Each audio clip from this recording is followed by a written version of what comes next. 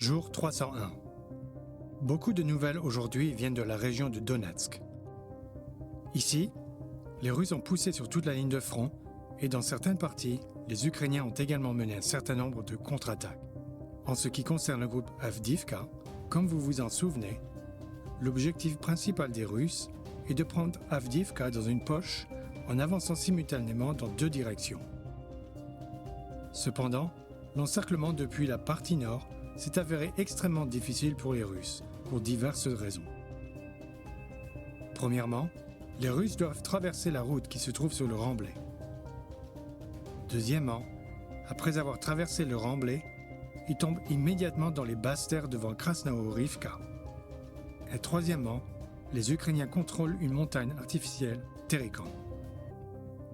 Donc, parce que les Russes sont ici significativement désavantagés sur le plan tactique, ils semblent avoir complètement cessé d'attaquer Krasnohorivka.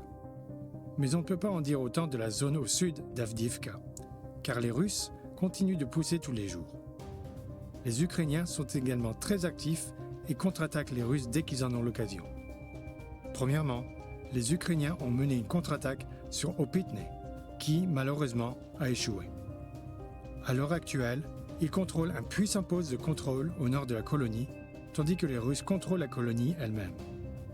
Les Russes ont tenté d'attaquer ce poste de contrôle depuis Opytne dans le passé, mais leurs tentatives ont échoué.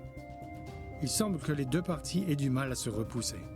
Nous ne verrons donc peut-être pas de changement rapide dans cette région de sitôt. C'est pourquoi les Russes semblent être passés ici en mode de défense en attendant que les Russes de Vodiane attaquent ce poste de contrôle par l'arrière. Les Russes de Vodiane semblent maintenir une forte intensité d'attaque. Selon des sources russes, ils ont réussi à prendre la partie nord du village, mais c'est la troisième fois qu'ils en revendiquent le contrôle, sans aucune indication que ce soit le cas. Selon des sources ukrainiennes, leurs attaques ont été repoussées, et, à en juger par l'action des Ukrainiens, il semble que les Russes pourraient perdre l'initiative. Aujourd'hui, les Ukrainiens ont attaqué les positions arrière russes près de Piski, afin de saper les positions russes à Vodiane. Leur idée principale est de bloquer les renforts russes. Il est très peu probable que les Ukrainiens veuillent maintenir leur position ici pendant longtemps, car la contre-attaque russe est imminente. C'est pourquoi cette opération aurait dû être menée pour atteindre des objectifs à court terme. Et le fait que les Ukrainiens tentent de limiter les approvisionnements russes et le soutien de Vodiane à court terme signifie que les Ukrainiens préparent une contre-attaque pour libérer Vodiane complètement. Pendant ce temps, les Russes se dirigent vers Nevelske. Récemment, des sources ukrainiennes ont confirmé que les Russes ont fait des progrès marginaux ici et ont pris en main certains postes de contrôle. Néanmoins, leur tentative pour aller plus loin leur coûte cher, car ils doivent essentiellement prendre d'assaut les champs avec de l'infanterie qui se trouve à un feu croisé.